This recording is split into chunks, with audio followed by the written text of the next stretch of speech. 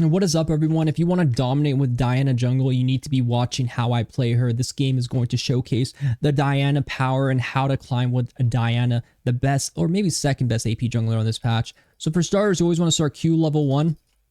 For build, I really do like the Liandry's tank build, so I think it's extremely strong. For clears, you always want to solo Raptors or start red or blue buff. This game, I generally like to just play for like the Raptor solo because it's really easy and simple for you to do. For runes, always set up the Conqueror with Inspiration second. And Diana is a full clear jungler, so you do want to play for your full clear. So here, if you play kind of your Q like here, you can easily just make sure you can hit. Well, generally you want to be a little closer, but you can generally hit them all there and be very simple for you to clear. It doesn't really matter at the end of the day, just because if your passive is autoing it, it does a lot of AoE damage. So important is to start W level 2.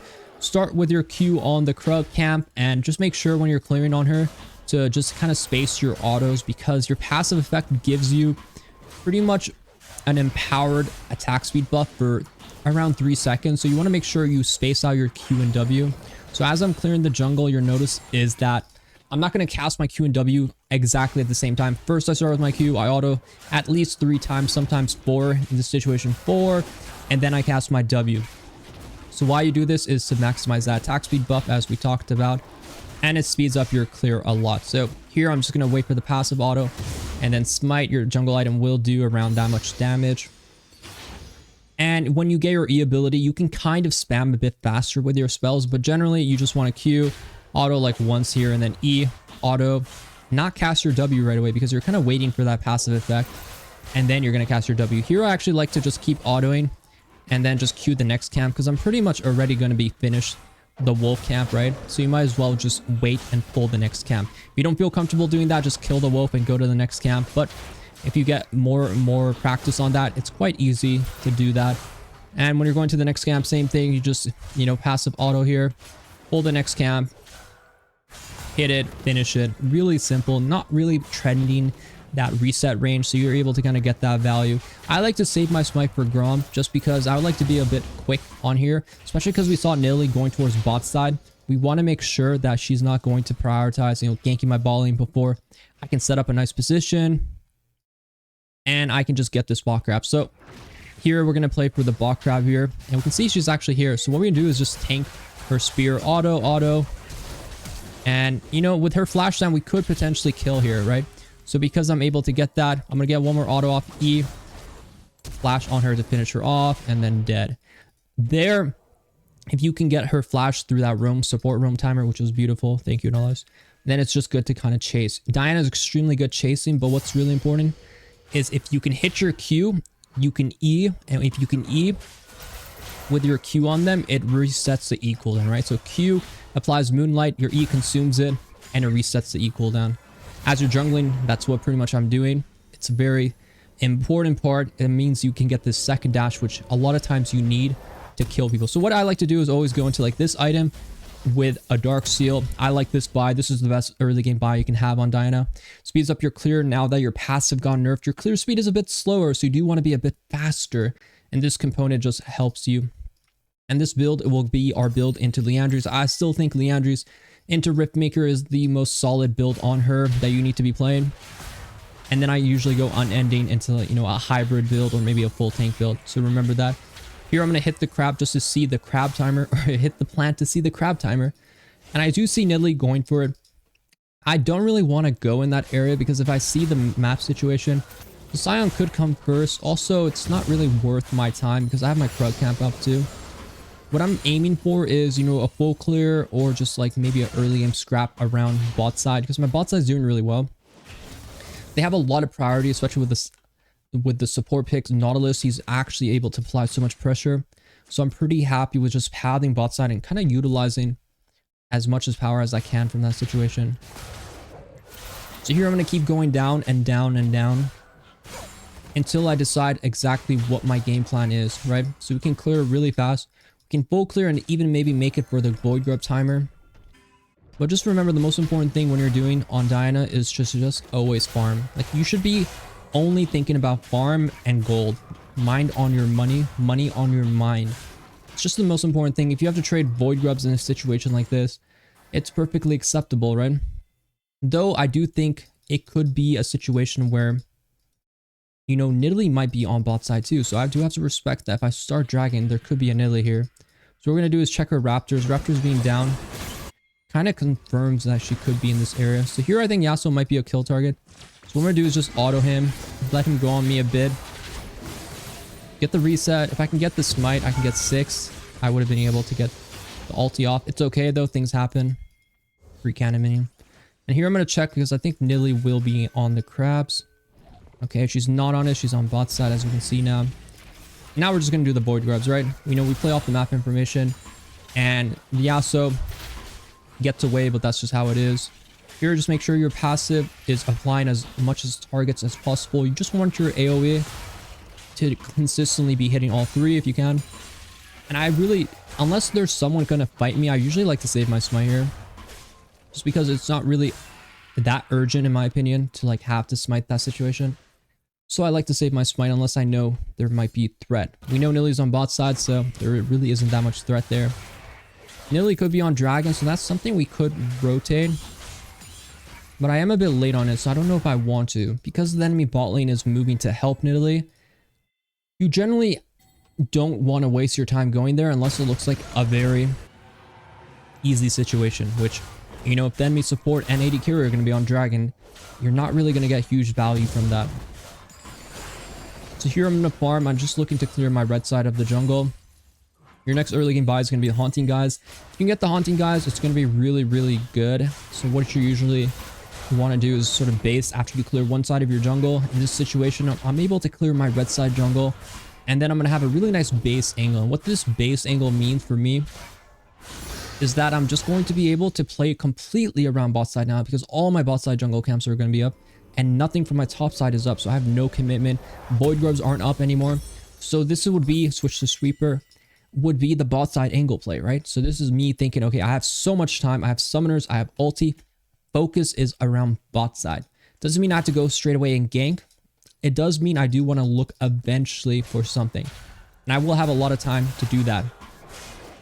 And here we can see mid is really spicy. And mid is technically half a bot side, right? So you always want to think about that as well. Just because I'm saying bot side doesn't mean I can't look mid. It is a part of the bot side family. So here I'm just going to clear as fast as possible. I just think I'm going to be very efficient here. And then after I'm done farming, I think there might be a kill mid. Ball lane, because Milo kind of counters engage. He's a very OP disengaged champion. We might struggle with that. But I do think Yasuo will be pretty much a free kill for us. So with Yasuo, you have to understand wind wall will block your Q, but it won't block your auto or your ultimate and E. So what you can do is pretty much what I'm about to do. Sweeper. You just want to E onto him and ulti if you can. Beautifully won by my knowledge though. Incredible play by him. Love him. That's my boy. And yeah, I know he was flash predicting. He didn't have to flash. That's fine. Now we're going to have a nice little full clear. What you didn't notice about this game is actually just look at the CS, right? Look at my crowd. Like, I'm just a monster in the crowd. Like, if you can replicate how well I'm farming this game and you can kind of apply this to your game, you're going to see a lot of success when you play Diana jungle, because it's all about farm in the end of the day. She's all about farming. You just have to make sure you get your farm on her because she relies heavily on that. And her speed is one of the faster ones. So she's one of the fastest junglers to clear even after the nerf. So here I go into Leandrews and, you know, we have Void Grubs in 50. Though this will be maybe a more complicated situation where we see if we clear top side, that means our bot side is going to respawn soon. So if I go top side here, we don't have any jungle. So I have to think if my support, if the enemy support is roaming, then I have to kind of give up this area. But because no one's there, we do have the option of, you know, doing the wolf camp here or just sort of waiting potentially for, you know, like a mid play, right? So here, probably warding that side. And I think I'm just going to hover her because I think hovering is good. Because Yasuo is an all-in champion. So what you're going to see is Yasuo all-in on this wave. And then maybe there's a counter gank angle. If he doesn't go in, then okay, he's afraid. Coward. We're going to pink here and we're going to play for the grub angle. I'm happy with the Nidalee coming down here. So what I'm going to do is actually check for Nidalee. And it did look like she's here. So what we're going to do is jump on her. Oh, she went that way. Here, I'm just waiting for my Q to come back up.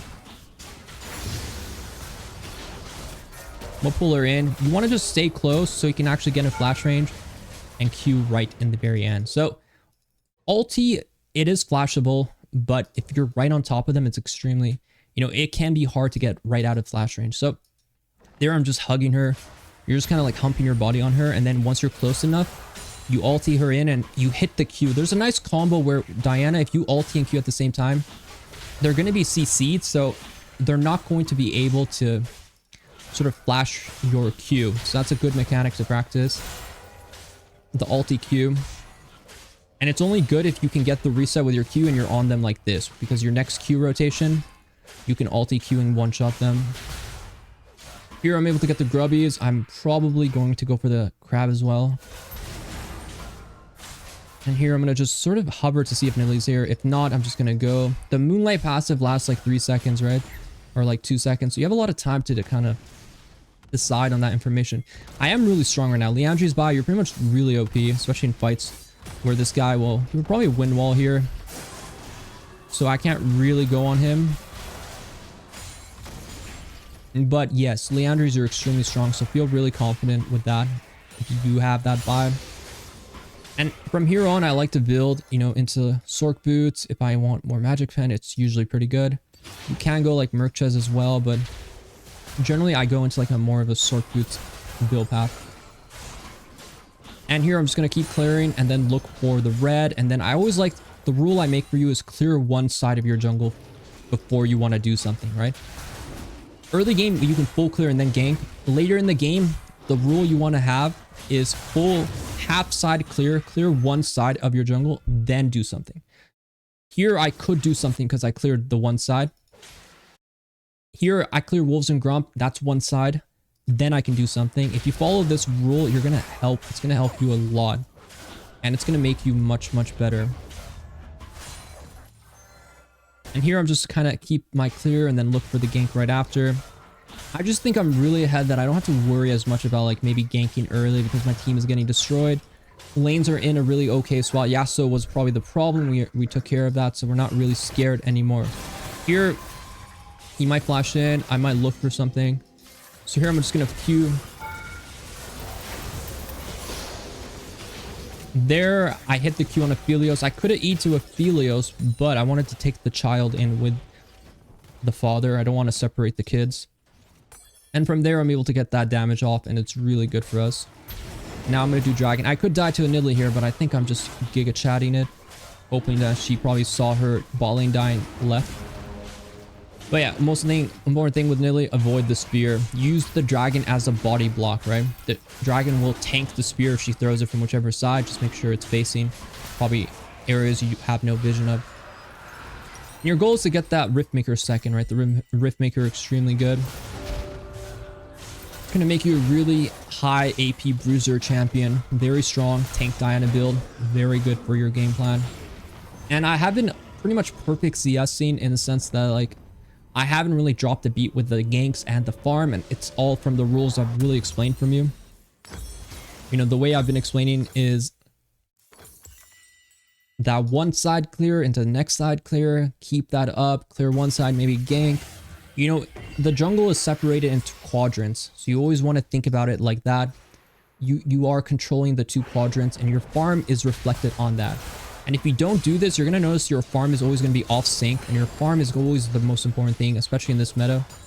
So if you want to get better and you want to climb, you really have to understand the farm sequence. That is a big part about the jungle, especially on Diana because she's that full clear jungler. Doesn't mean I'm only AFK farming, right? Like if you look at this game, the Nidalee's 0-2.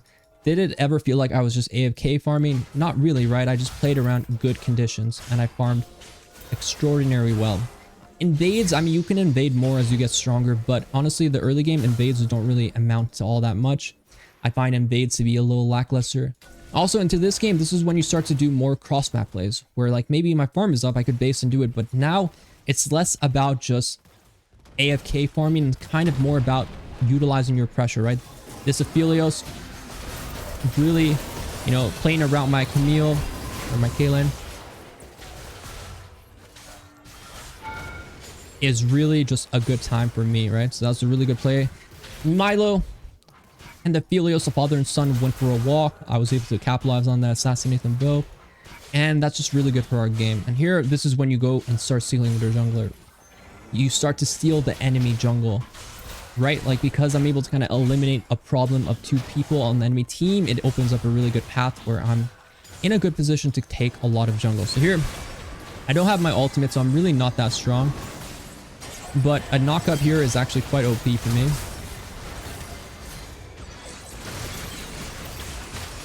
Beautifully done. And from here, because, well, we just killed them once again, it's usually a good Herald timer, so I'm probably going to just do the Herald here.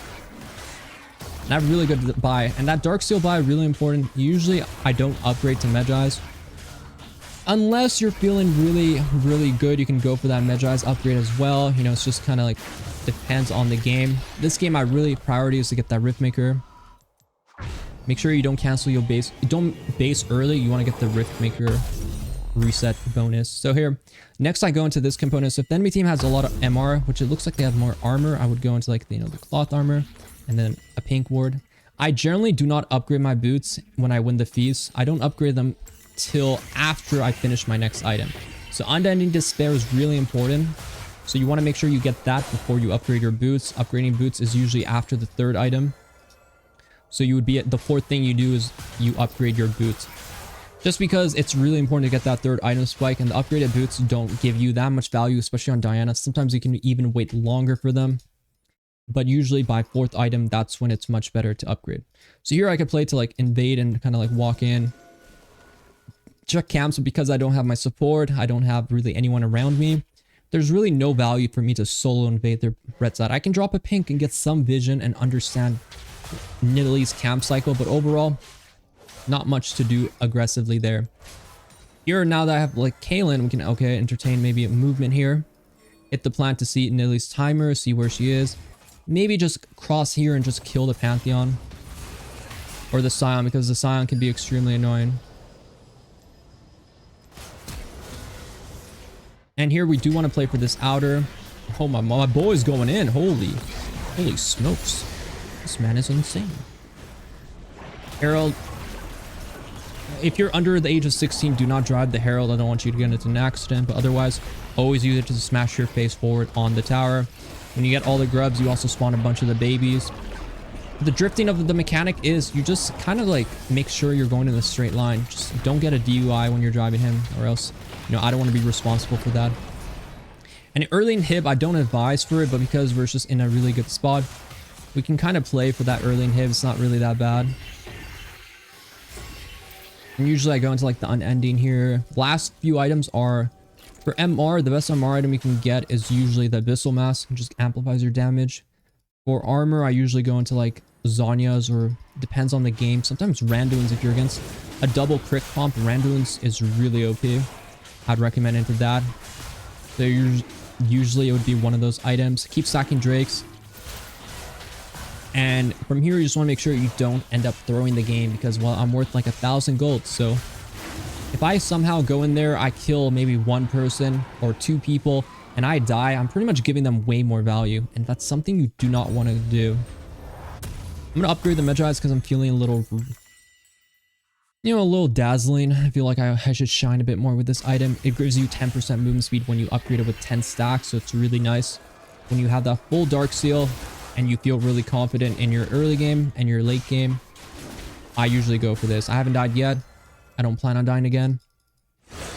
And here, for like engages, you have to understand which abilities can kind of like counter engage. Milo Bowling Ball can absolutely prevent my engage, so you always want to make sure you play for that. Here I have to flash.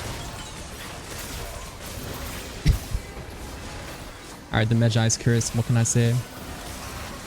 What can I say? It's the curse of the Mejai's. By Mejai's, it's great, and as I proceed to ruin the Mejai's game. But yeah, you really have to respect champs that can just really outscrap you. Yasuo is really OP right now too.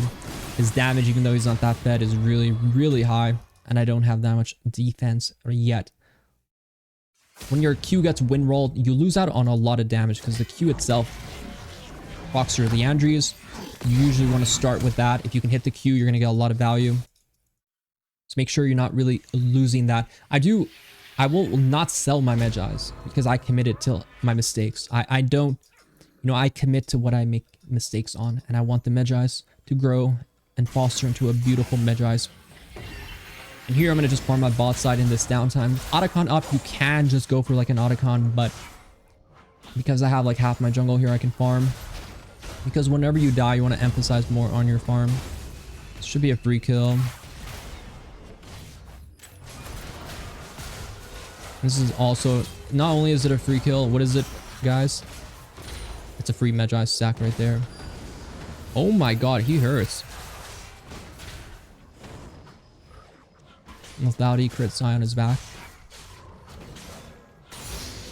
You can split push on Diana as well if you find yourself in a situation where you want to split push. It can always give you a lot of values.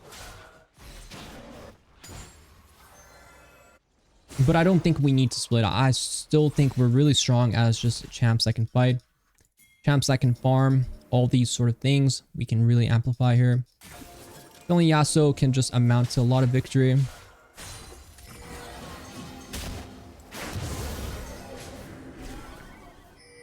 gonna save my Q because I can kind of guarantee now. Much more damage than I thought he had. To respect his damage. Q should kill though.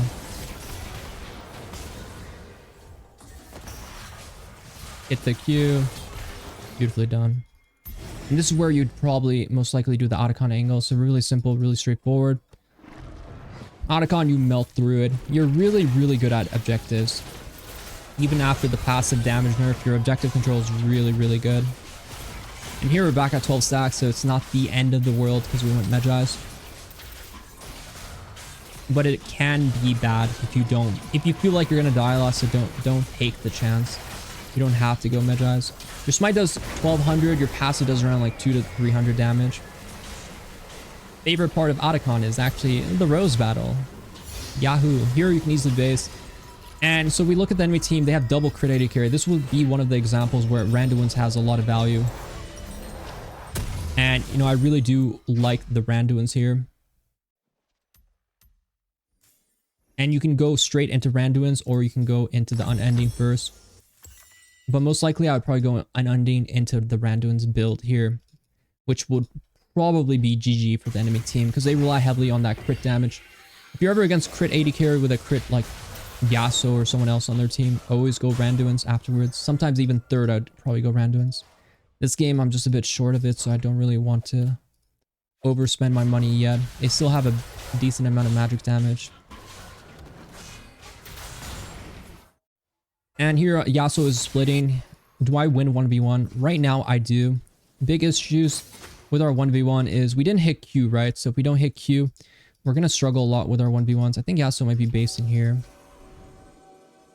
If he doesn't show here, he's actually probably in the brush here.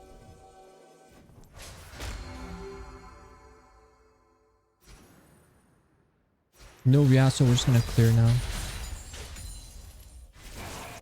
You are stronger than him. If you hit the Q, wait for the Q to hit. Don't go on him without hitting the Q.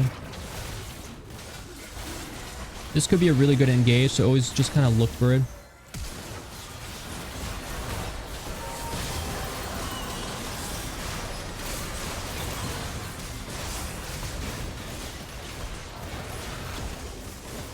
I do think my team will clean them up here. Maybe not. That was a good engage though. We're able to kill two. Oh my god, what is this Scion? Oh my god, he killed Nautilus. But yes, there in that situation, I start with the Q flash. The mechanics are very straightforward. Q flashing will extend your Q and make it insta-cast. Probably the most important mechanic when you play Diana is Q flash. You can also R flash. Usually when you Q flash like that, you hit them with the E after. If they flash again, you can E. What I like to do there, what I did there was E a bit further on the champion who was closer in the middle so I can get the triple pull in. If I had Unending there, I would have lived and it would have been really, really good. Unfortunately, not as tanky as we would have liked. This game, I think the Mejai's dream has kind of faded away. So I'd probably go for the Sork Boot buy. And then usually I would go into the Randuins here. And that would be my build path. As you start to run out of components, you want to utilize whichever spots you have left. And that will be a very important thing for our build path. Later in the game, you're just extremely broken on Diana, so just feel calm about the game progressing. We've gotten pretty much all the objectives. We could even play for Dragon Soul if we wanted to. We should start Baron here too. It looks like we actually have a runner, if you will. I'm too tanky for this guy, so he's just most likely going to run. Being able to get on top. Always wait for the next Q, because, I mean, unless they're going to get away instantly, you don't have to waste your E without the reset, right? You only do it if they're about to get away or something like that. So Diana, very good about objectives. When we talked about it, we just burn objectives. Feel really brave and confident in just doing it. Your passive does around, 500 damage when you're not getting the Baron debuff, which is really good. Easily play for an engaged mid here too. We want to go on the Yasuo. We can use the Q here. Dodge everything and then go on him. Go flash as well now. We went for that primary target. Hit the Q on the minion, use the E. That's sort of the reset you can utilize there. And then we have the E back up to go on him, and just don't give him the engage into. So this should be a game. I should be able to clear here. Just want to auto and just focus on the towers. In these situations, don't get baited on going in. You could easily just focus the towers in here. Jesus. And yeah, I mean, this is my Diana jungle video. Hope you guys like it. Be sure to like, subscribe if you haven't already. Good luck on the game. Good luck on the climb, and I'll see you guys next time.